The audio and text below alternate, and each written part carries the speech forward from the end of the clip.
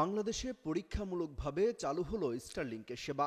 রাজধানীর হোটেল ইন্টারকন্টিনেন্টালে অনুষ্ঠিত বাংলাদেশ বিনিয়োগ সম্মেলনে অংশগ্রহণকারীরা এই সেবা ব্যবহার করতে পারছেন।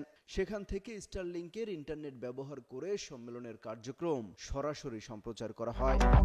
গেল 29 মার্চ বাংলাদেশ বিনিয়োগ উন্নয়ন কর্তৃপক্ষ স্টারলিংকের বিনিয়োগ নিবন্ধন দেয়।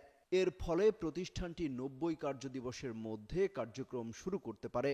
অবশ্য সেই সময়ের আগেই চালু হলো স্টারলিংক।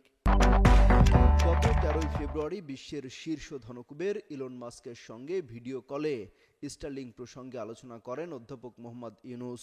এতে স্টারলিংকের পরিষেবা চালুর কার্যক্রম আরও গতিশীল হয়।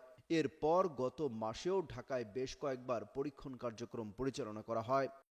প্রযুক্তি বিশ্লেষকরা মনে করছেন, বাংলাদেশে তাদের পরীক্ষামূলক যাত্রার মাধ্যমে এক নতুন যুগের সূচনা হলো। কারণ স্পেসএক্সের অঙ্গ প্রতিষ্ঠান স্টারলিংক এরই মধ্যে বিশ্বের বহু দেশে স্যাটেলাইটের মাধ্যমে উচ্চ গতির ইন্টারনেট সেবা দিয়ে যাচ্ছে।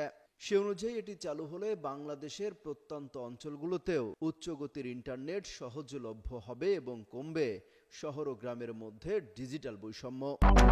এদিকে ওয়েবসাইট অনুযায়ী বাসা বাড়িতে স্টারলিংকের সেবা নিতে কিছু সরঞ্জাম কিনতে হবে। সেই স্টারলিংক কিটের মূল্য $349 থেকে $599 পর্যন্ত, যা বাংলাদেশি টাকায় 43 থেকে 74 হাজার টাকা।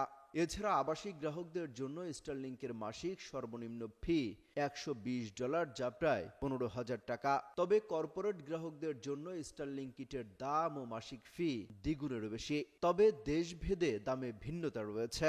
অমিত হাসান রবিন, যুগান্তর নিউজ।